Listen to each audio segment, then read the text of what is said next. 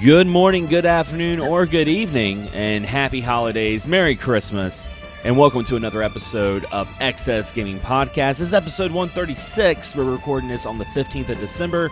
I'm one of your hosts, Xander Scully, and joined with me is my wonderful co-host, Mr. James Gruesome. What's up, James? Greetings, everyone, and always remember, you can do either one. Happy holidays, Merry Christmas. Just, don't be that person. My wife told me a story when she was at the grocery store, and a lady in line was asked the cashier. She's like, so what do you guys do?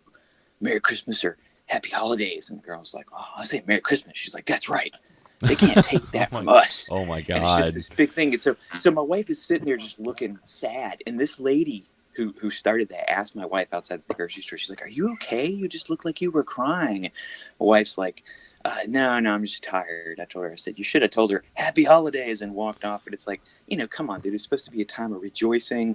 I've said Happy Holidays for many years because to me it incorporates Thanksgiving, Christmas, Hanukkah, Kwanzaa, New Year's. Like, there are actually many holidays around this time of season. So please don't be offended by that. Nobody's trying to take anything away from your beliefs or what you want. So, I take it all. I love it. Christmas, everything. I'm about the true spirit of it all, which is trees and lights and Charlie Brown. That's what I like. And the most important holiday in December, of course, is Life Day. Anyway, for all you Star Wars fans out there. And speaking of Star Wars, speaking of Life Day, we're joined again by a wonderful special guest. We are joined with the lead singer of the Casket Creatures and director of Joe Stryker. We are joined with Ryan Cadaver. What's up, Ryan? Hey, what's up, man? Thank you guys for having me back. The reason for the season is clearly Baby Yoda. I think everybody knows that. So. That thing is so freaking adorable. Holy crap. I kind of feel like a prick because I'm kind of like not digging them as I still need to watch The Mandalorian, but it's like I'm kind of tired of Baby Yoda. But I'm old, man, so I get crotchety and it happens. I'm sure I'll watch it and I'll fall in love with him too. So enjoy him. Yeah. I'm not trying to shit on Baby Yoda. Yeah, it's worth watching, man. It's awesome.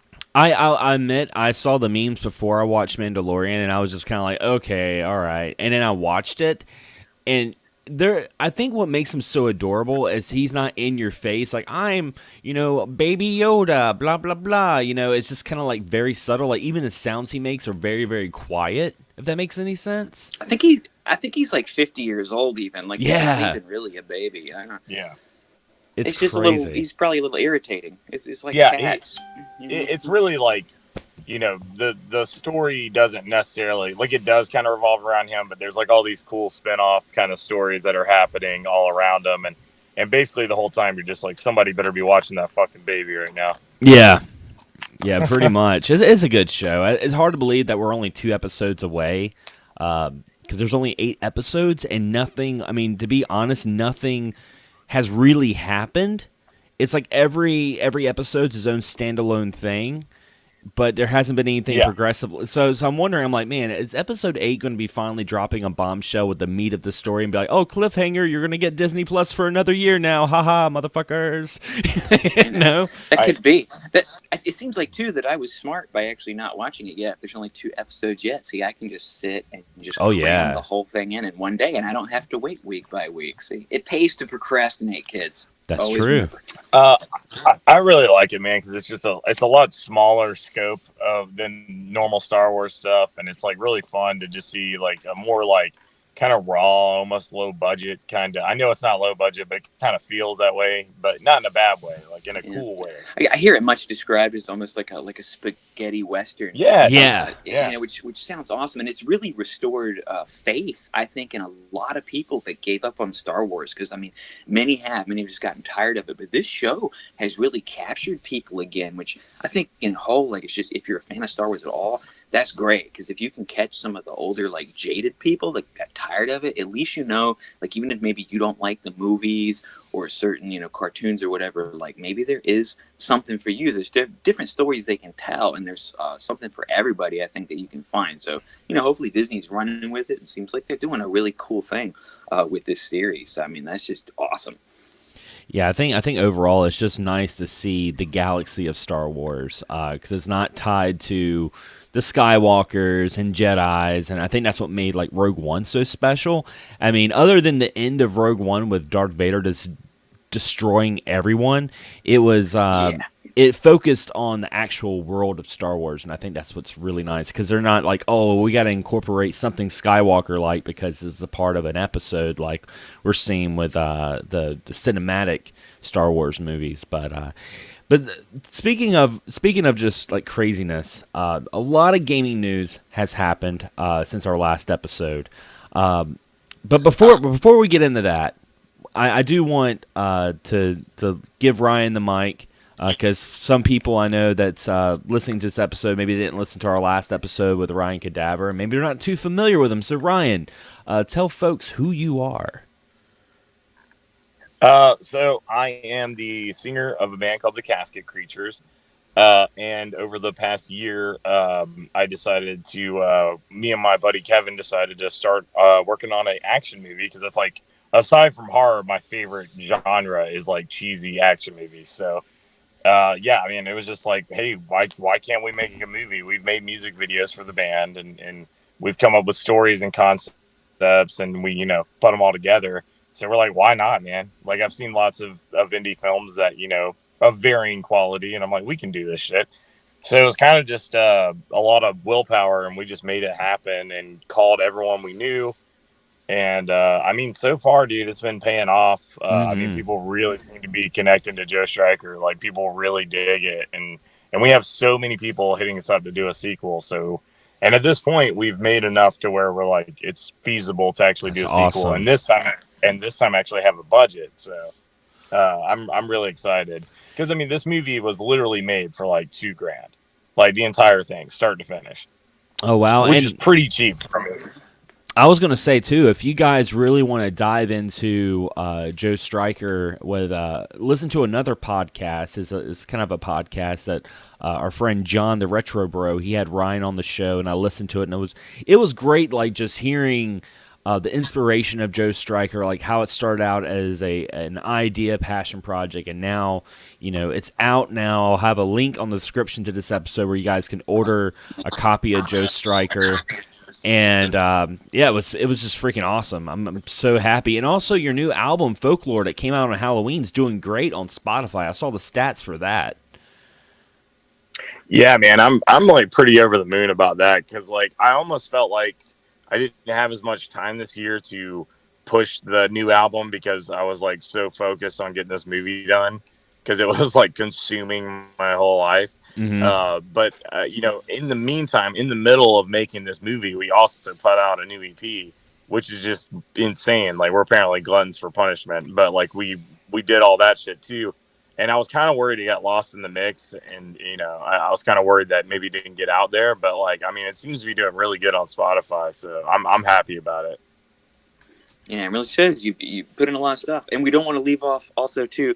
Theme Park Alchemy. Yes. Christmas. Oh yeah. Not Christmas. That. Christmas. A great Christmas. Yeah. Christmas.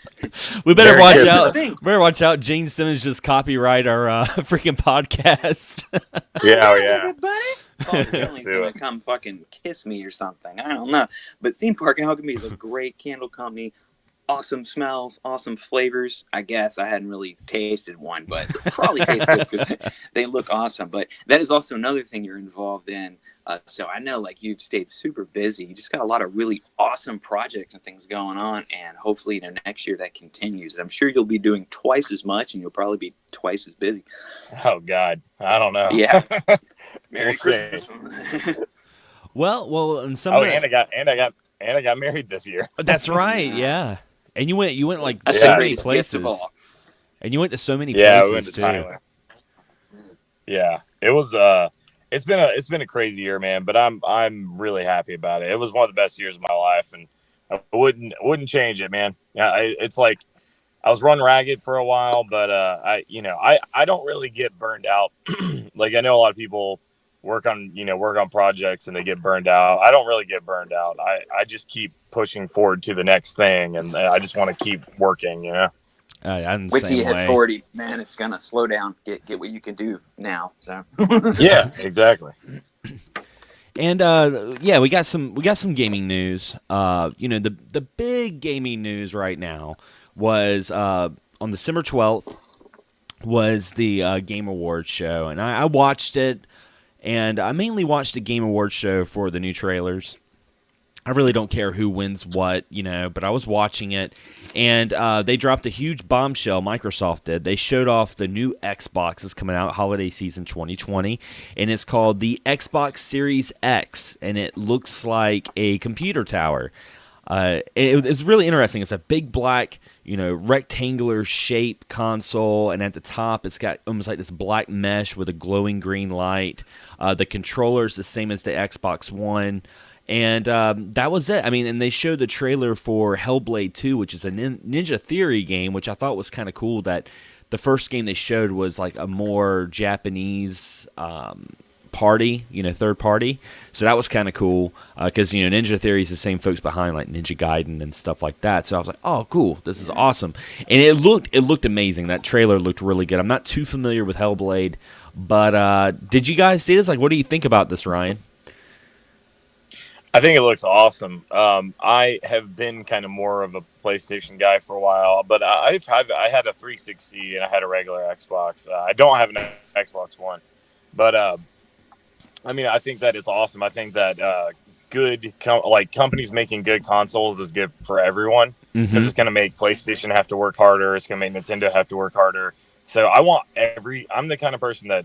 A lot of people are like, "Ooh, Xbox" or "Ooh, PlayStation." It's like I want them all to succeed because in the end, we win. So I think it looks sleek.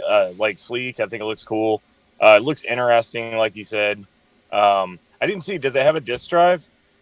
I believe so. Yeah. Okay.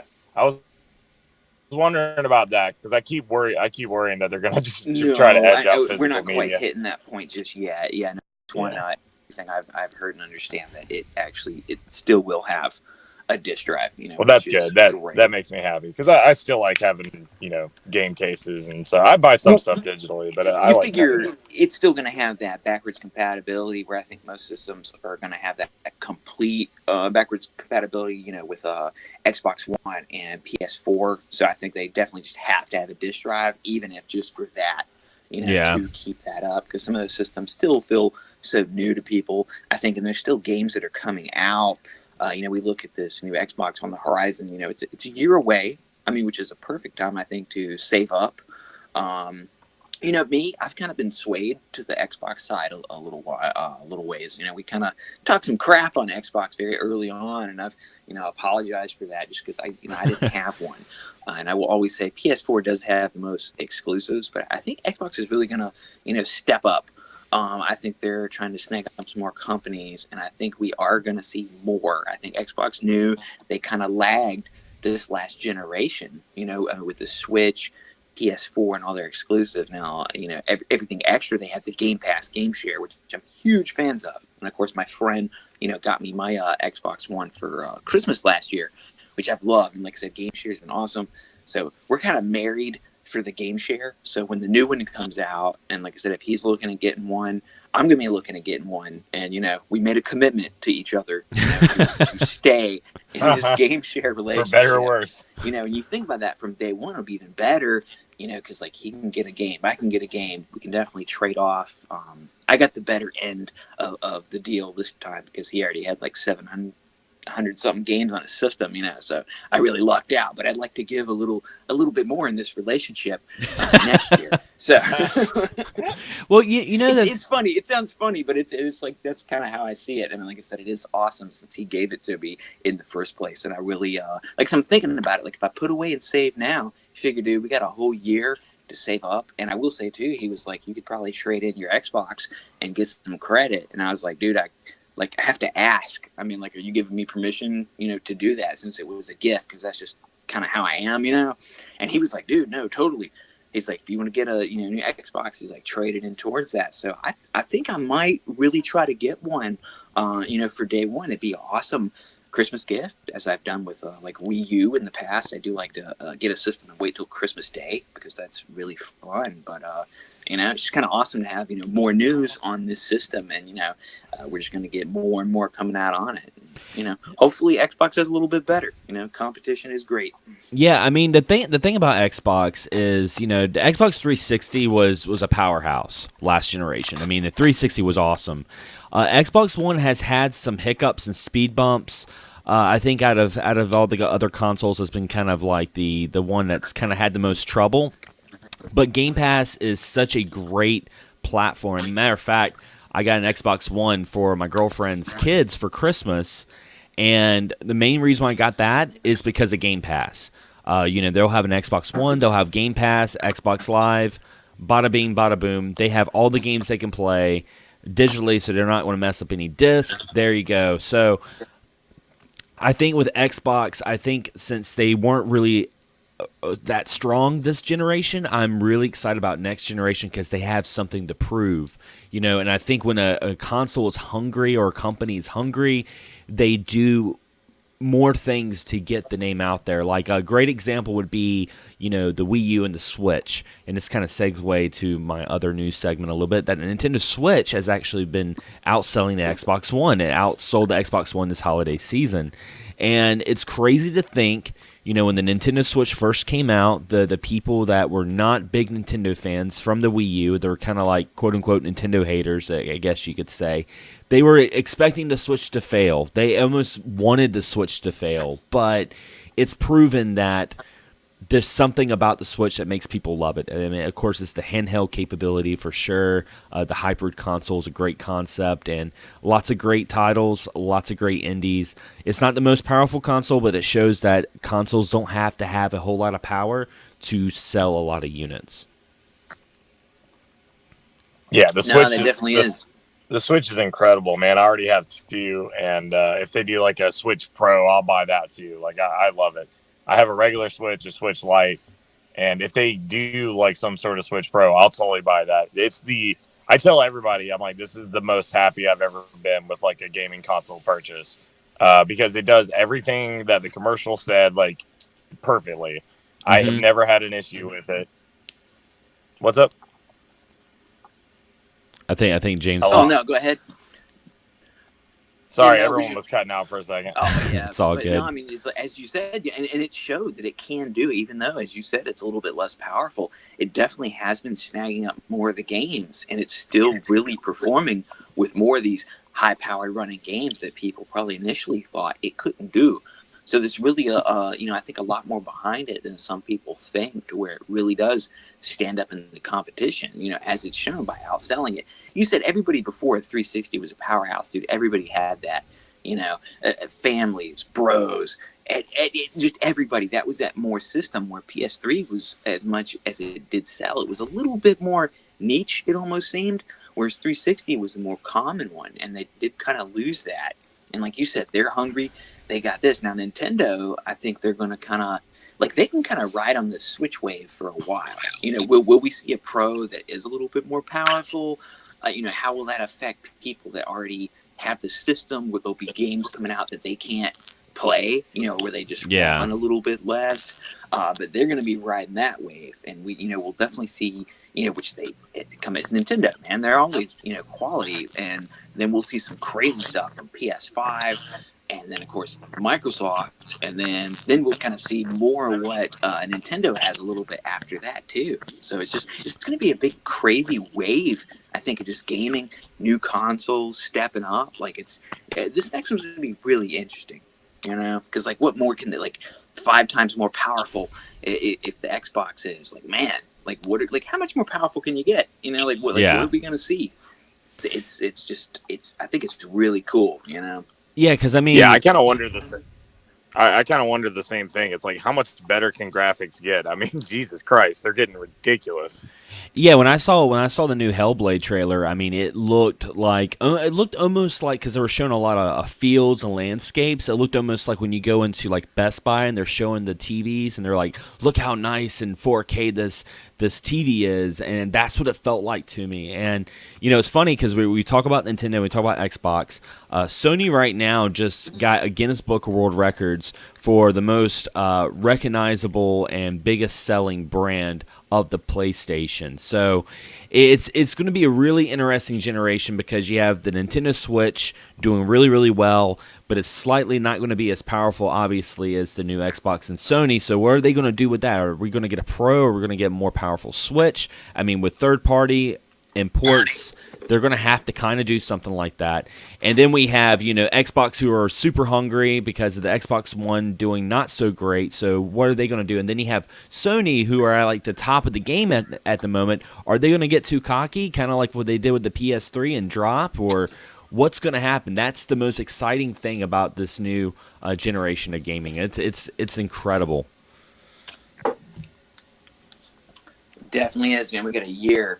Just think about like everything else we're gonna hear coming up. Like this is just the start of it. You think it's like hearing about it this Christmas, and these things will be available next Christmas. I'm pretty sure Sony's gonna try to pop up, and also, shit. What if they launched on the same day? We have man, that's never happened like that. I doubt that really would happen. But it's just like, man, like what if it did? That would be like a true. War. Because sometimes other companies like to lay back. Sony is very smart. As you said, they got that Guinness record. I think it's well-deserved. You look at the history of PlayStation, the PS2, which is many people's still favorite console. You go into 3, 4, it's just been awesome. They've had their VR, which Microsoft has not stepped into, and I really don't see them. Because that one really is a niche thing, but I do think it's pretty cool. It's not the most used thing in my house for sure, but the time I spent with it, was awesome. So I really don't think VR is the future of gaming.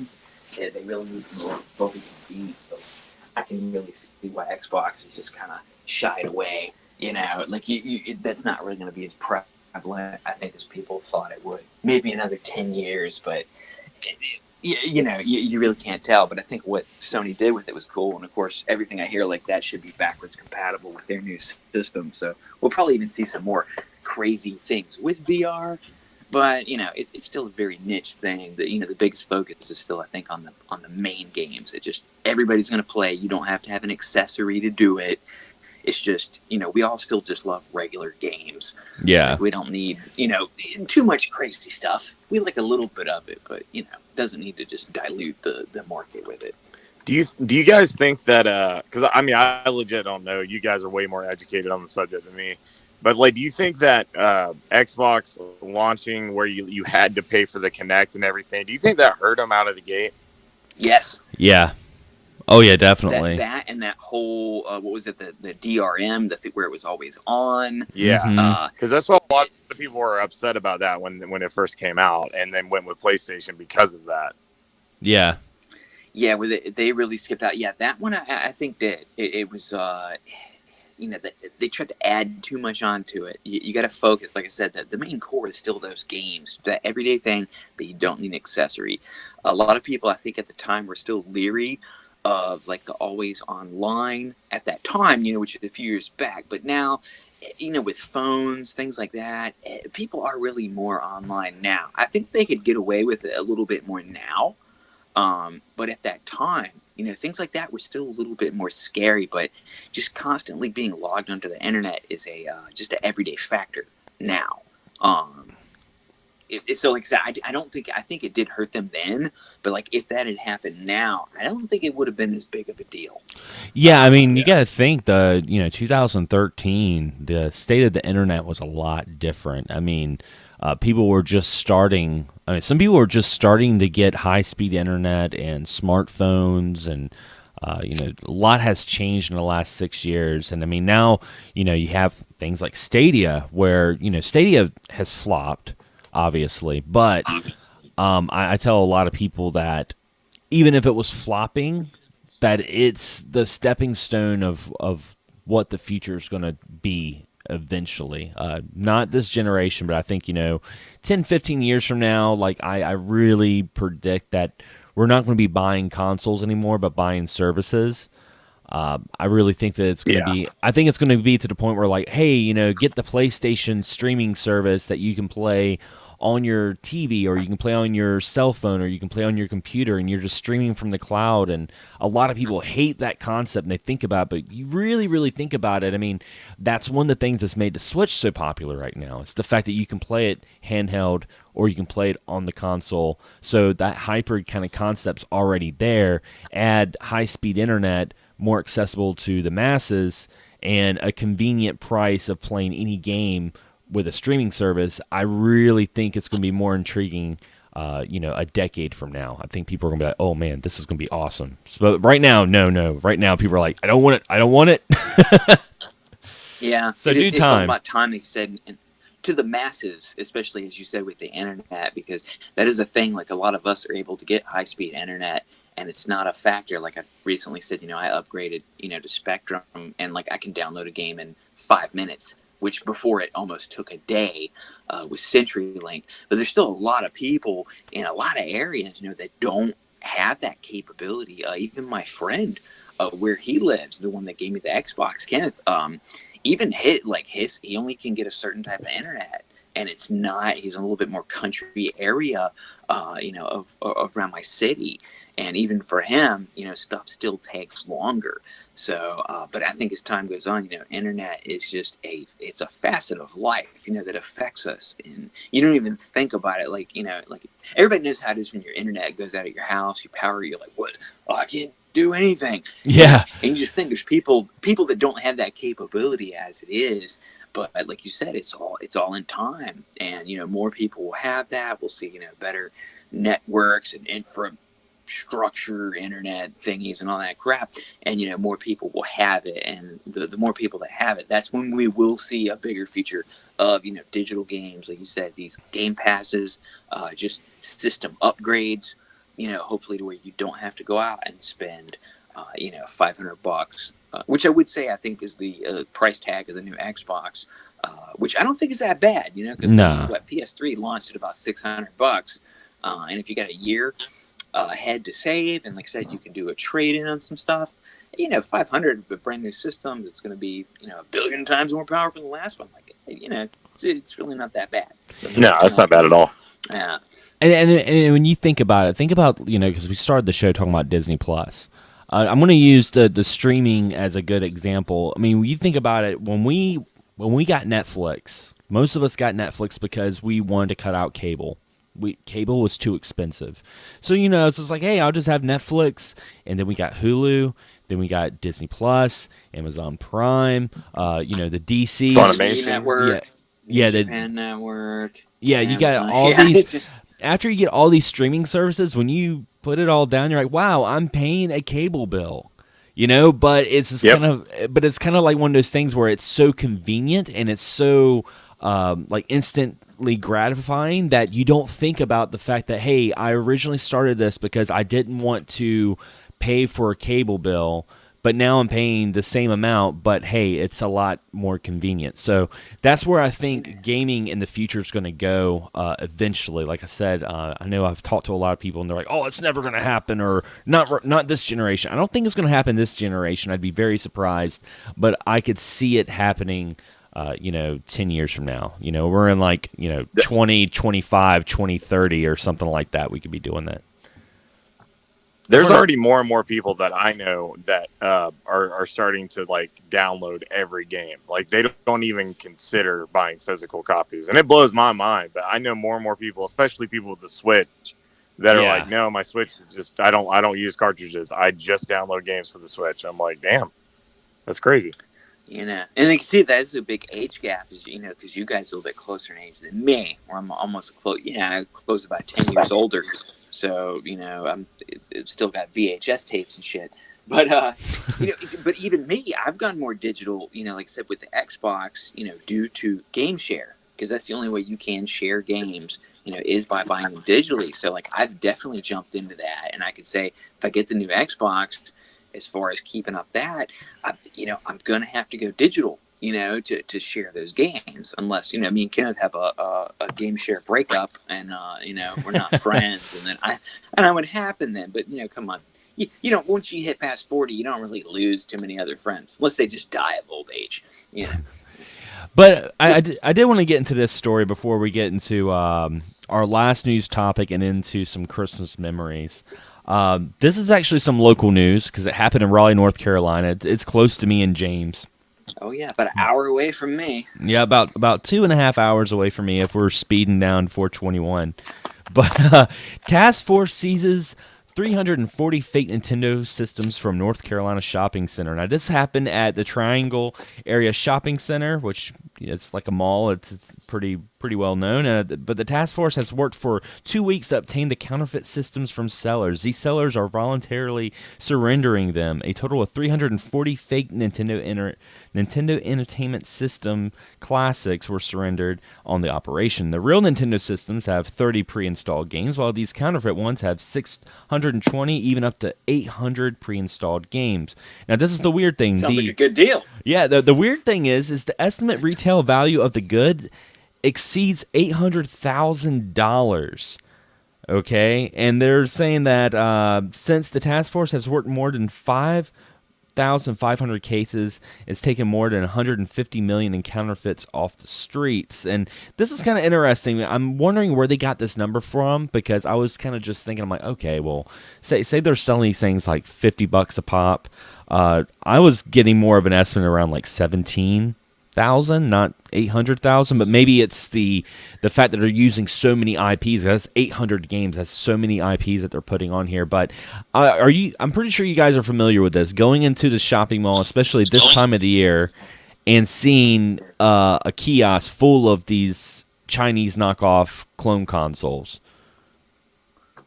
You know, I've been seeing these knockoffs for like the past probably 15 years. I remember my sister bought one, you know, for her daughter, which I had fun playing. And you'd have Contra, and you'd have Contra split up into, you know, 8 different levels. There was some cool Japanese stuff on them. They had like an N64 controller. It was very weird. But these things have been going on forever. And me and Xander were talking for the show, and I was like, dude, I didn't even know people got busted for those. Yeah. Like, that's why this is really surprising to me. And I'm kind of with you on the price because, A, it's a kiosk item. It's not going to be more than $50, $60. I'm just glad it's not that dude flying them stupid helicopters ahead. I hate those guys, man. Those guys are just waiting to get punched, man. But, so the price, like you said, they may be adding in, some extra value to it. But I did not know these guys got busted. And at the end of the day, we all know it is illegal. Some people have a huge problem with preloaded systems, whereas like I really don't. But it's one of those things where the risk, I think, when you get involved. So it's like I was just kind of surprised somebody actually got caught for it. And it's kind of crazy. It is in our home state, and it's just kind of like, man, yeah. Wow. Yeah, I mean the thing is like I was sitting there and I was reading up on it, and I remember talking about this last year to a couple of my friends, and I was just like, how are they able to do this? Because it's very much bootleg, and they're selling it in a public place like a shopping mall. It'd be almost like selling counterfeit movies outside of Best Buy. Like, how are they getting away with this? And secondly, it's kind of a dumb move, because you're kind of setting yourself up to be hung, because you're in a public place selling these things, and not to mention the probably the price of rent they had to pay for those kiosks during the holiday season. I mean, there's a reason why these shopping malls are going belly up, because these things are freaking expensive. Yeah. So I mean, they're paying up the wazoo for rent in a little kiosk and right in front of like a Chick-fil-A or the food court or something, trying to beg people, hey, check out this, Super Mario Brothers, you can play it right now, and then they get thrown, under the bus. I mean, no wonder they surrendered. They're kind of like, yeah, we kind of fucked up on that. But you gotta wonder, like, what was a cop a Nintendo fan and he happened to see this? Or I happen to think that probably a lot of these groups of people that sell these also have I'd imagine they have lots of other illegal activities going on, and it's just. I'm not saying like it's a front for something else, but I'm saying there's other things behind it where they have many illegal activities going on, and one thing could have led to the other. That's kind of how I see it, Or like you said, a cop just could have been a fan of it. Either way, I don't know. Yeah. I'm used to seeing these things at the flea market. I go to the flea market pretty often, and they're everywhere. Yeah. And they always like look like they have like some crazy weird games on, probably just weird Japanese games. I'm like, what the hell is that? So I mean, but you're right. It's like you're selling other people's stuff. It's like I don't necessarily have a problem with it, but like like you said, you're asking for it. I mean, what do you expect? You're out in the open. Don't be so blatant about it. Is kind of the thing. You got to be a little bit more low key. And a flea market is one thing, like you said, where we expect bootleg shit at flea markets, but when you're actually in a mall, that's a step up. Like you said, even with rent and everything else, visibility, you're gonna get caught. And like I said, I've seen these guys for years, and it just seems like they're finally kind of getting busted around this area. And who knows who all they were supplying, what different kiosks, probably all run by the same cartel that's funding other things. It's a bunch of just crazy stuff, man. I really think if these clone consoles, if they didn't look like NES mini classics, I think it wouldn't. I think they wouldn't have gotten so much trouble. I think that was the red herring right there, to having these NES looking consoles. Yeah, and even if the box, I didn't look at it close, but you got to wonder, did the box say Nintendo on it? Something like that. Even just looking like the Nintendo Mini itself is going to draw more eyes. I've seen some at a local mall near me, and it's like it doesn't say Nintendo, but it's like in the same font and logo style, but it says something similar to Nintendo, and it just tricks parents that don't know. Yeah, and I feel so bad for the people who do buy these clone consoles, thinking that they're getting something up to par with the NES classics, because most of these are not that good. I mean, they kind of have a novelty to them, because me and James have talked about these pirated carts and consoles, because they got some really weird Hong Kong knockoff games, but yeah, for the most part, they're not worth the money. What kid gets it. It depends on what kid gets it and what they're into. You can have some really cool, how about some bootleg like Famicom carts that had, hundreds of games.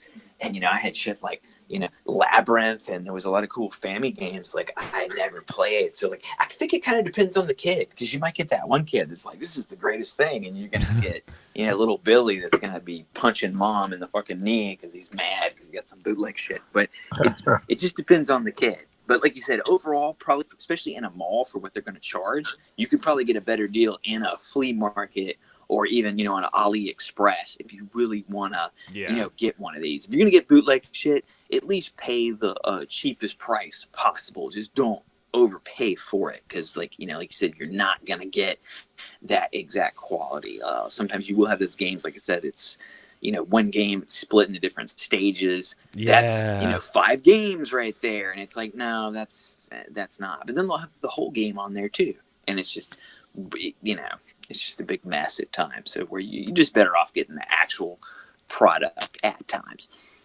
Yeah, and the last little bit of news we're gonna get into, and I'm really excited to have Ryan on the show to talk about this. But Capcom, originally they were going to announce this during the Game Awards show. But someone at Capcom, Sony, when they were updating the PSN store, kind of screwed up and put some of the art on one of the updates, and everyone saw, Resident Evil 3 Remake is going to be a thing. And it looks like we're getting it. We're getting it in April, so it's right around the corner. And Ryan, what do you think about the Resident Evil 3 Remake? First off, I'm over the moon about it. I'm so excited because I thought Resident Evil 2 Remake was so badass. I played that game probably I think I played it 4 times, both scenarios with each character. And I just loved every aspect of it. And I love the original Resident Evil 2, and I love the original Resident Evil 3. So I'm really excited. I actually thought Resident Evil 3 had a more interesting story. So I'm really excited to see what they do with the storyline and everything. And I figured they would do it because they're reusing a lot of the same assets. So it seems like it shouldn't be that much of a stretch to do a Resident Evil 3. And then as far as the redesign for Nemesis, I was just talking about this to somebody the other day. I was like, I think it looks badass. I'm a big fan of it. It's a lot less goofy. It's actually fucking terrifying, which is what you want out of Nemesis. And I think when people see him in action and don't just see a still shot of his face, I think people are going to be like, holy shit, Yeah, I think it's going to be kind of interesting because when everyone played Resident Evil 2, the remake, like everyone was like losing their shit about Mr. X. And I kept saying, I was like, man, these people are losing their shit about Mr. X. If we get a Resident Evil 3 remake, wait till they encounter Nemesis. Because the thing is, a lot of people that are going to play the Resident Evil 3 remake, a lot of Resident Evil fans hadn't played Resident Evil 3. They're a little younger, so they never really got a chance to experience it. They're experiencing it this way. And uh, Resident Evil 3 is definitely like a Christmas game for me because I remember I got that Christmas, I believe, of '99, and I remember playing that all through Christmas break, and I absolutely loved it. So I'm excited to have the Resident Evil 3 remake. It's going to be awesome. I kind of see it as you said. Some are, might be younger. I look at some of us who are older. Resident Evil 3 was the one I really missed out on, and two of my best friends, they did go through it. We had it, or we kind of shared a lot of games, around that time. One of us had it on PlayStation, and they really played more of it. I played a little bit, but like I really missed out on it, and like it's one I've never really experienced. So I think a lot of us knew that a remake was coming. I mean, they did one, they did two. Now it's a big jump in years. In between the 1 and 2 was a huge gap. We've had lots of re-releases, but with this 3, it's just almost a year apart from part 2. And I think it's really cool because I know the part 2 was so awesome. This one, it'll just be like a completely new experience, whether you played the whole one or not. And then it still leaves you to wonder, Code Veronica, are we going to get a remake of that too? I mean, that sometimes you don't think of it as much in the canon, but if you grew up during that time, I definitely played more Code Veronica than I did 3. And it's really in that series as well. I mean, what do you guys think they might do a remake of Code Veronica? Or do you think that one's just going to be kind of left to HD kind of upgrades? I never got all Code Veronica is probably the one Resident Evil that I hardly ever played. Did you have a Dreamcast? Did you have a Dreamcast? No, I didn't. My friend did, and we would play Mortal Kombat on there and House of the Dead, but I don't think he had Code Veronica. And I think I ended up getting Code Veronica on GameCube because they did do a weird release of some of the Resident Evil games. I remember they put out Resident Evil 2 and a few games on GameCube, which blew my mind. And they were I think those are really valuable now, actually. Yeah, they are. Especially Resident Evil 2 and 3 are worth a lot on the GameCube. Yeah. But yeah, so I played Code Veronica on GameCube, and it was one of those games, kind of almost like a Dark Souls thing, where it's I'll clear out an area and then go do some stuff and come back, and then all those bad guys were back, and that just infuriates me. And I just remember throwing my controller down, and I was like, "Fuck this!" So spawning enemies, god damn it! Yeah, I can't stand I always like the Resident Evil 1 where it's you're kind of slowly in Resident Evil 2 where you're slowly working your way through one location and you're taking out the enemies, and occasionally another one gets through the window or whatever, but it's you feel like you're making progress. Whereas Code Veronica just annoyed me because I felt like every time I would walk, I would be like, oh, where was this key? And then I'd walk in one door and then walk back out, and then all the enemies I'd already killed are back, and I'm like, God damn it. Well, let me ask you this. Let me ask you this, Ryan. You played the remake of Resident Evil, right? Yeah, for sure. What did you think about the Crimson Heads? I like that aspect, actually. I thought that was pretty cool because it added a sense of terror. I was like, oh my God, because they were horrific. Yeah, because it was. I remember when I first experienced it, I was just I was playing it like I was playing normal Resident Evil. I was killing the zombies, and after a while, the zombies would still be there, and all of a sudden, one of them got up and started running towards me, and I'm like, holy crap. And then I found out that you had to either decapitate them or set them on fire. Set them on fire, yeah. Yeah, and I was like, wow, that's insane. So, yeah, the Crimson Heads are really a nice add-on to the remake. I thought that was That's still one of my favorite remakes to this day. Like, thinking about when the GameCube launched and seeing the graphics to the Resident Evil remake was just like, wow, that was And you think it insane. still holds up. I mean, they've kind of, HD'd it up, but that one still kind of remained the same. And I kind of wonder too, as that we had the, like I mentioned, could they remake Code Veronica? And it's the same thing. Like Zero, I think might also kind of be stuck in the time frame of the remake of 1, considering it was a game we were never supposed to get. I mean, we kind of were, but it ended up coming out. And honestly, I like Zero way more than I thought I would. I thought it would be a pain in the ass. Like, I never finished it, but I marked out at the beginning. I love trains, just something in life. Like, I love movies with trains and just things like that. I mean, the fact that it was on a Resident Evil was really awesome. I don't know, man. Like, it would be kind of cool to see just like another where you could do a full on, what if they had like a split screen 2-player version of Resident Evil 0 that might not be as good as I think it sounds in my head, but like online support, probably is lost like an online support of Resident Evil 0 would be cool. That'd be awesome. Yeah, I think. I think 2-player Resident Evil is actually really fun because I've been playing Revelations 2 on the Switch, and me and Nicole have been playing it 2-player, and it's like really fun to do Resident Evil 2-player. I didn't even think of that one having a 2-player option. Like, and I've loved the Revelation series, which last thing I remember reading was like they said that they wanted to continue doing the remakes. This was even before 2 had come out. They said they wanted to continue doing Revelations and continue doing the series, which I think is really awesome because we actually have 3 kind of separate series of Resident Evil that are all kind of connected in a way, but they still want to put out all these different games. So you get the remakes of the classics. I think Revelations is more of a spiritual successor to what people liked about the old ones, and you have that, and then you got these like 7, for instance, was completely different, and you just got to wonder, like Resident Evil 8, like what will that one even be like? Is it going to be a little bit more like 7, or like what will they do? They kind of got past, some people love 5 and 6, some didn't. I never really played them a whole lot, and I was not the biggest fan of 4, but I do have a series like Revelations that still to me brings that a bit more of that classic feel. It's just it's cool to have options. 4 was the reason I bought a GameCube. Like when that came out, I got a GameCube and Resident Evil 4 the same day because like I had seen some ad for it, and I was like, that looks like the most incredible game ever. So like I saved up and bought a GameCube and Resident Evil 4 the same day, and then I pretty much just became my Resident Evil console. Like I just bought every Resident Evil that I could find on GameCube.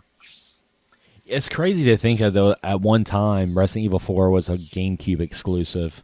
Like, isn't that a weird like concept dimensional thought? Because Resident Evil 4 is like on everything, and the remakes too. Yeah, I think the remakes were exclusive when they first came out. It really was, like Ryan said, it was a Resident Evil console for a little bit. That was the only place you could play those.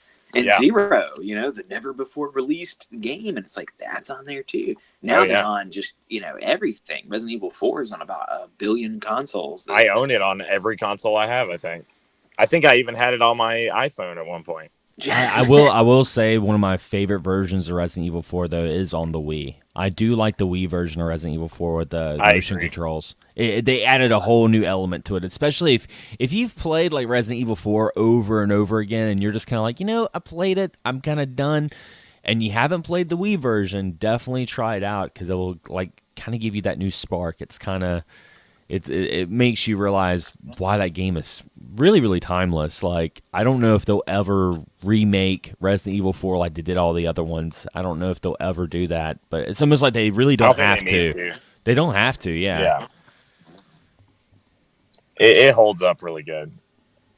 It was kind of too far past. Like you can see the reasoning behind, Resident Evil definitely needed remakes, as far as graphics, controls, everything, to whereas I think 4 hit enough new generations to where it can just kind of rest on its like HD laurels and just kind of keep going on that. But who knows, another 10 years from now, the way graphics are and everything, like they might redo that one too.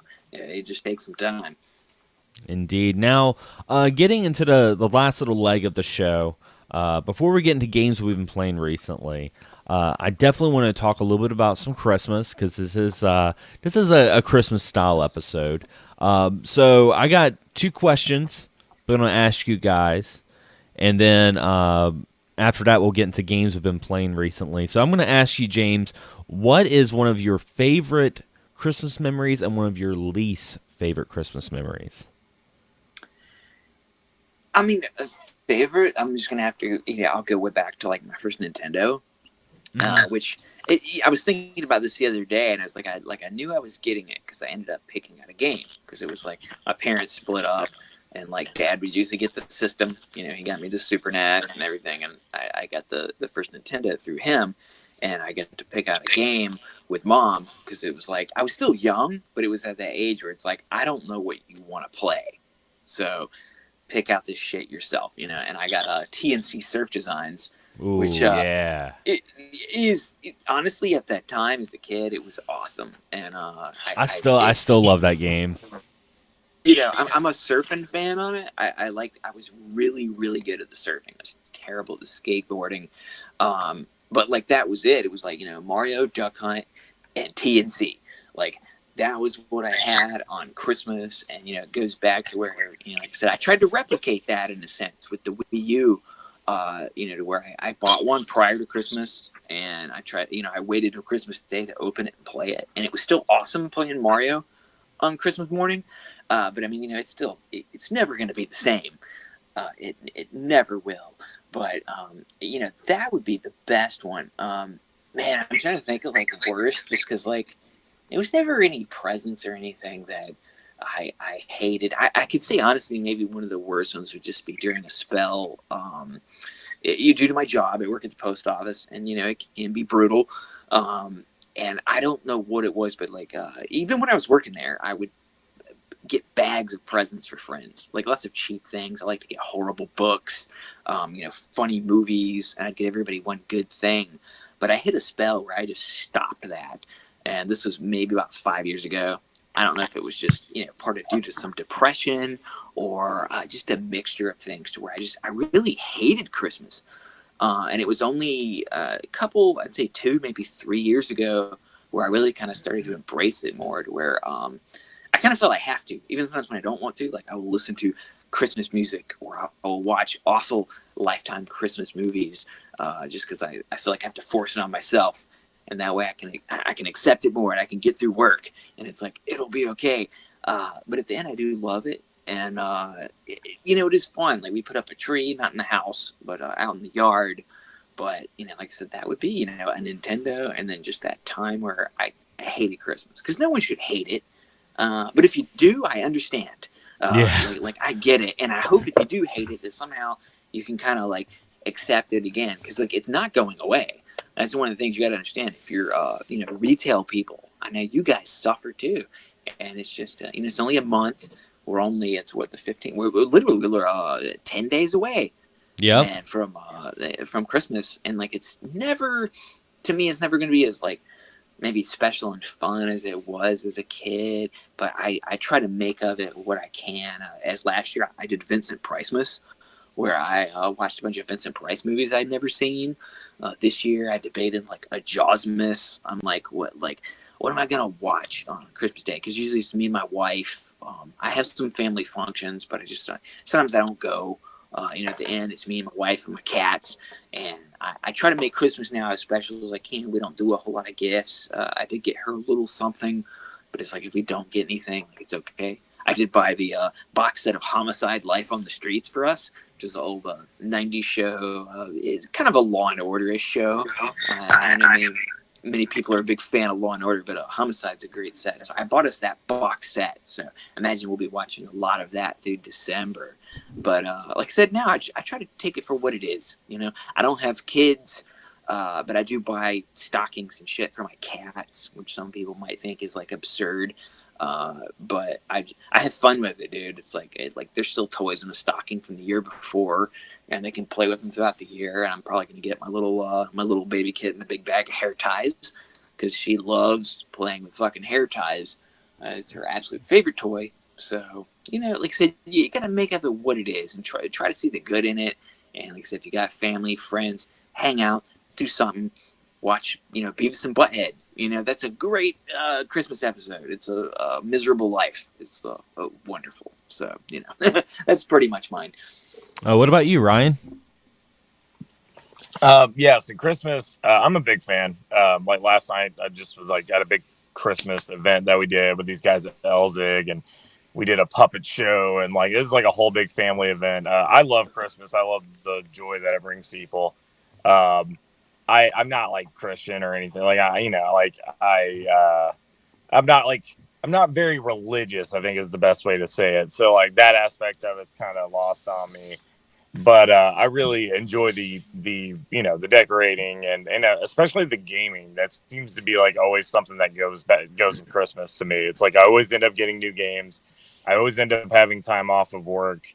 So like I always get to like power through some games. Like in December, like my job won't let me carry over time off. So like I just use up all my time off in December pretty much. So it's kind of great. I get a bunch of new games, usually like Black Friday.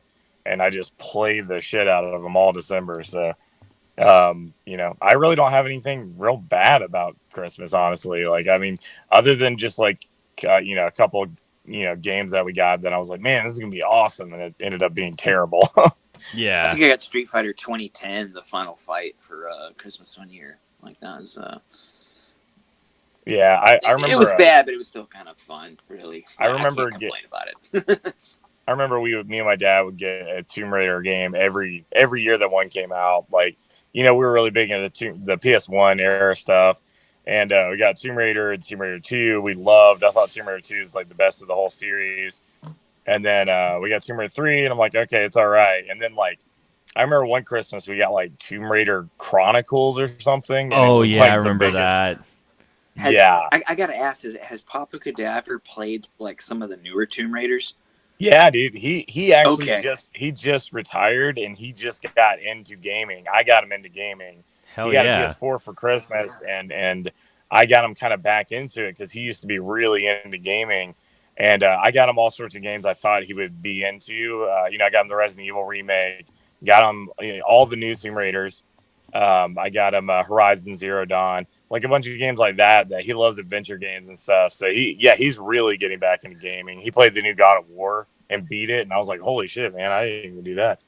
Because I thought the new Tomb Raiders have just, I was never a fan growing up, but I thought those last ones they made were just absolutely amazing. Like I really love those. Just like dude, I was like a Tomb Raider fanboy. Like when I was in middle school, my locker was just nothing but pictures of Lara Croft and like Jill Valentine and Chris Redfield. And it was just all like gaming stuff. Like my entire locker was just covered in that stuff. So awesome. With me, one of my favorite Christmas memories, because I don't really have any bad Christmas memories. I think I was just using that question as kind of default, like what's your best, what was your worst, which I'm glad all of us don't have like a terrible Christmas story, because that'd be kind of sad. But one of my favorites was I was like, that would totally bring the mood down. Like, oh god. I tried to have a bad one, it's just like I hated it for a while, but I mean that was about it. but no, like one of my favorite memories is with my friend Mikey. I mean, we all know Mikey from Rick Disgrim and stuff, and me and him were in high school. We were hanging out after Christmas. And our friend Gabe, also known as Axel Foley on Facebook, I think all of us know Gabe. I love that dude. Yeah. That dude's cool as fuck. And this is like Hates before. white people, but it's okay. This is like before. This is before like the internet days like was full throttle. I mean, me and him, we all talked on MySpace back then. And Balzac, which is for you guys who are listening, Balzac is a horror punk band from Japan. We're all familiar with Balzac, but Balzac came out with a new album, and at the time the album was Deep Blue, and at the time they were on Misfit Records, and the album was just taking forever to come out. It had already been out in Japan, and I remember we were hanging out, me and Mikey were, and we were at his house, and he got a message on MySpace from Gabe, and Gabe was just like, happy, or like, Merry Christmas, you sexy fuckers. And it was a file, and we opened it up, and it was the Deep Blue album. Like, he had gotten it from Japan, nice. ripped the whole thing, and sent it to us. I remember we burned a CD. We were in Mikey's Neon, and we were just, like, listening to it, and we were playing video games like we were playing Final Fight. And then we went to a movie theater, and we watched Black Christmas. And then we went to Krispy Kreme and ate a bunch of donuts. And that was just a fantastic Christmas. Like, that was great.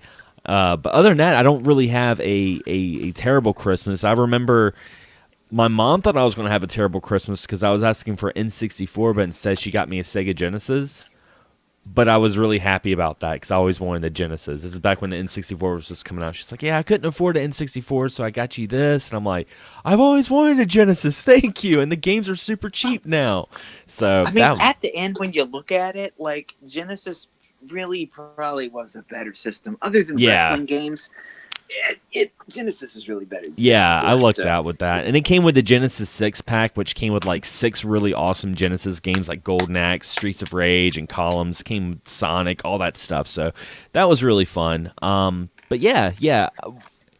To the listeners, tell us some Christmas memories in our comments below, especially on the YouTube upload if you guys can, or on Twitter, Twitter at XSGaming Podcast. Send us a tweet with that.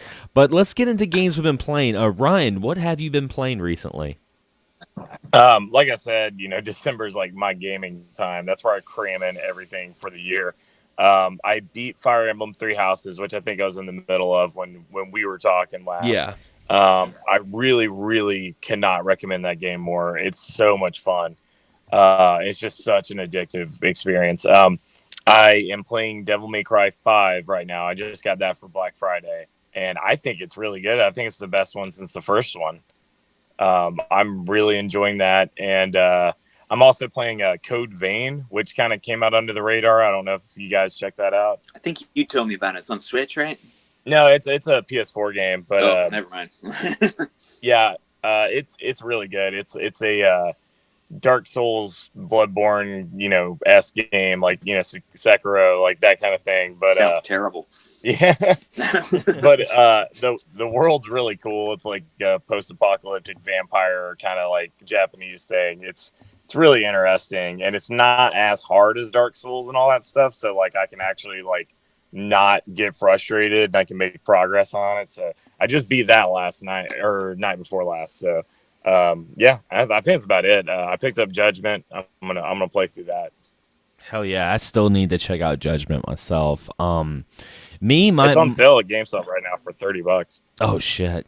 I'll have to pick that up very, very soon because right now all I've been playing, I was playing a lot of like retro backlog stuff off the pie. Like I was playing like China Warrior and a bunch of TurboGrafx stuff. But I recently, for my birthday, got Luigi's Mansion 3. And that game was hell yeah. That's a game I've been wanting to play for a while, and my sister got it for me for my birthday. And I yesterday I was at work, and it was slow. And in like 2 hours I was at work, I just sat there and played Luigi's Mansion 3. It's so good, and I love the new elements that they add with the Gooigi, like using the puzzle elements with that, and some of the new updates they do to the vacuum cleaner or the Poltergeist 300, whatever it's called, and just the hotel atmosphere. I like how it's like all kind of themed. Like right now I'm in an area it's like medieval. It's kind of like when you go to those medieval restaurants and like say like Myrtle Beach, where it's like the nights and eating dinner. It's kind of like one of those events. I'm going through that. Yeah, medieval times. Yeah, it was really, really cool. So I've been really enjoying that, and that's been pretty much it for me. I mean, other than like some retro games here and there, I plan on kind of making a what I've been playing recently video, because I do want to add, I did buy Sonic Forces for $9.99 on Thanksgiving, and because it was on sale. And it's not as bad as I thought it was going to be. I'm glad I didn't pay $30 or $40, whatever the original retail price was. I'm glad I didn't pay that much. But it's 3D Sonic. I mean, it is what it is. I mean, there's some bugs, there's some little bit of camera issues, but for the most part, it's fun. It's like a popcorn movie. It's like I compared 3D Sonic games to like the Michael Bay of video games almost. It's just there. But what about you, James?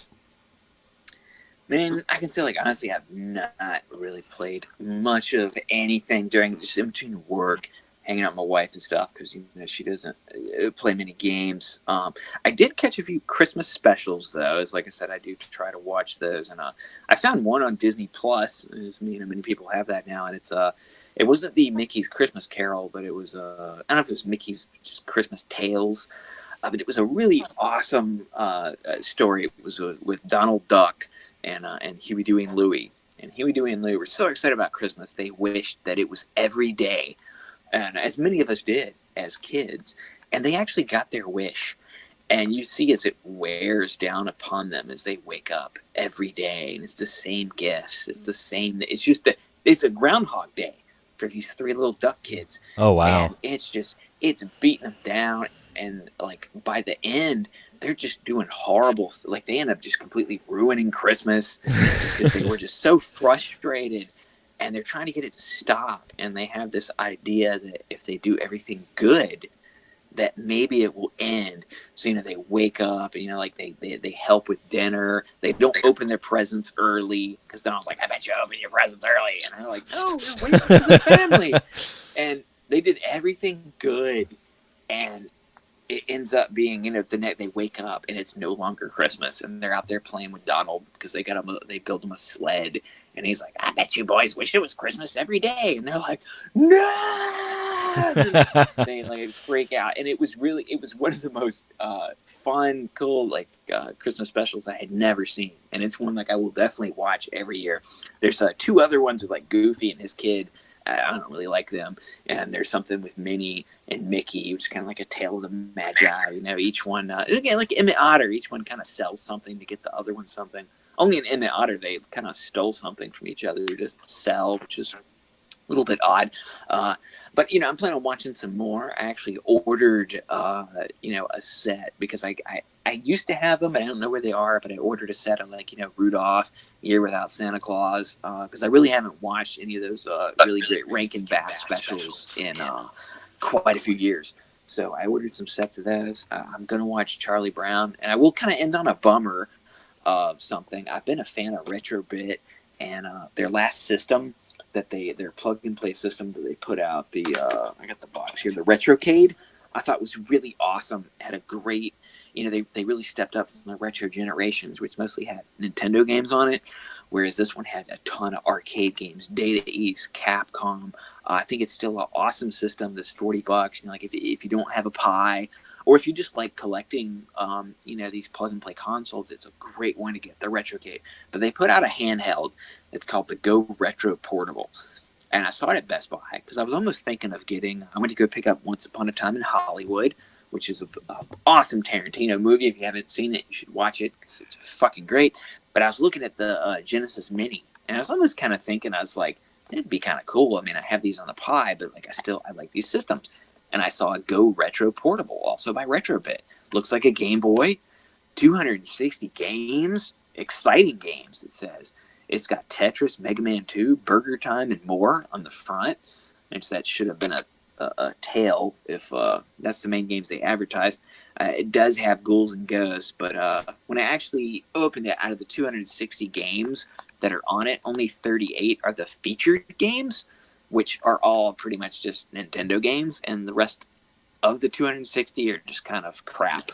It would be like filler that they have stuck on systems before. And I don't want to knock them all because some of them, like Justice, is kind of a cool knockoff Batman game, which is actually not that horrible, but it's just some kind of bootleg crap. And honestly, this was a bummer because I really thought that, and it could be the limitations of it. I thought maybe it would at least have some Super Nintendo or arcade. I took a chance. I should have looked up the game list, which I thought about doing prior, but I'm like, nah, dude, I'm just gonna buy it. It's $30.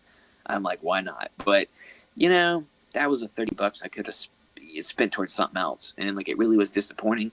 It does have Codename Viper on it, which I love, which I think is like a predecessor, not a predecessor, but a successor, a spiritual successor to Rolling Thunder, which I do love.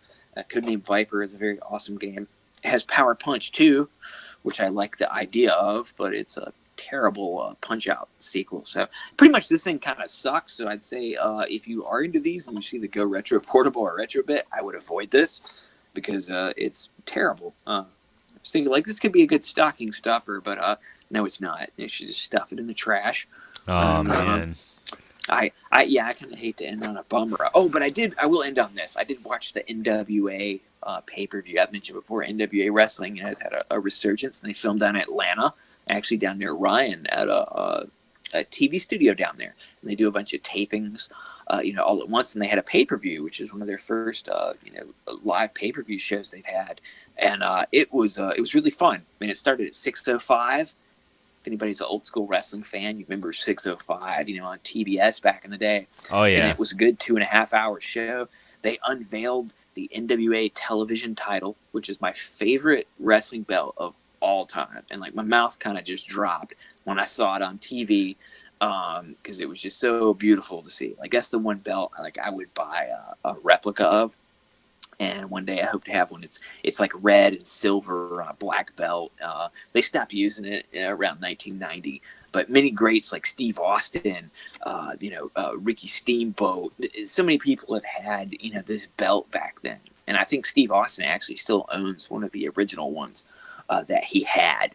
So it was great to see that. And also Marty Scurll, who recently left Ring of Honor. Many people thought he was going to AEW. Sorry for the short wrestling talk right here. But he showed up at NWA Power to pretty much challenge the NWA Real World Champion, Nick Aldis. And they're both friends from England that go way back. And they've had a match before. So I could say it was a fun show. I had two, seriously pop-out moments with the NWA TV title. And, seeing Marty Scurll show up on there, I thought it was really awesome. So it was a fun weekend, and after that, I'm going to watch Once Upon a Time in Hollywood. Once again, we saw in the theater. I'm watching that with my wife because we got the DVD, and Ryan needs to go buy it because this rental is going to expire that he hasn't watched yet. I know. And then we're probably going to watch some Homicide and maybe some Rudolph or something like that. So, it's going to be a good day because tomorrow is Monday at work for me, and it's going to be fucking terrible. I just know I got to probably be there at 6 a.m. But hey, it is what it is. It's going to be over in 10 more days. So. Oh yeah, and before we go, Ryan, let our listeners know one more time some of your plugs, some of the where they can find the Casket Creatures, where they can order Joe Stryker on Blu-ray, DVD, or this all the stuff that you're doing right now. Candles. Yes, and candles. Yeah, man. Yeah, right now, Casket Creatures got a new EP out. Just check it out on Spotify. Probably the easiest way. But we do have physical copies available. You can check us out on Facebook, and we got links to it and everything. Joe Stryker is on Big Cartel. If you go to joestryker.bigcartel.com, you can pick it up. And I really want to get more feedback on this movie. It's our first movie. It very much feels like a movie you would have rented, in like 1992 and been like, I don't know what this is, but there's explosions and titties and I like it. And that's kind of the movie vibe that we were going for. So I think people seem to get it, and it makes me really happy because it's like a long lost art, it's a type of movie that doesn't exist anymore. So it's really cool that people seem receptive to it. And my theme park candle company, themeparkalchemy.com. That's pretty much it. I'm just glad to, you guys are my two friends that I can nerd out about gaming with, because most of my friends are musicians that are like, oh, I don't have time for gaming. Blah, blah, blah. And you guys are the two guys I can talk to about it. So I think it's awesome. I'm always happy to be on the show. It's always great to have you on, man. And, we enjoy having you every Halloween, and now it's become like almost every Halloween, every Christmas, we got Ryan Cadaver on. I think it's a good fit. And for you guys that are listening, if you are listening to us on YouTube, be sure to check us out as well on Spotify, iHeartRadio, iTunes, and Stitcher. All sorts of different podcast platforms you can listen to XSGaming Podcast, and be sure to rate the show as well, because when you rate the show, if you give us a good rating, it helps the search engines and helps us find more listeners, and more people can check us out. And if you are listening on the other podcast platforms, be sure to check us out on YouTube. Check out my channel, youtube.com/XanderScullion, for reviews, gaming news, and more podcasts and good stuff. So anyway, guys, as always, thanks for listening. Have a Merry Christmas and Happy Holidays. And as always, Happy Gaming. Merry Holiday Mas, everybody. Have fun doing whatever you do. Happy Life Day. Happy Life Day, which is canon now.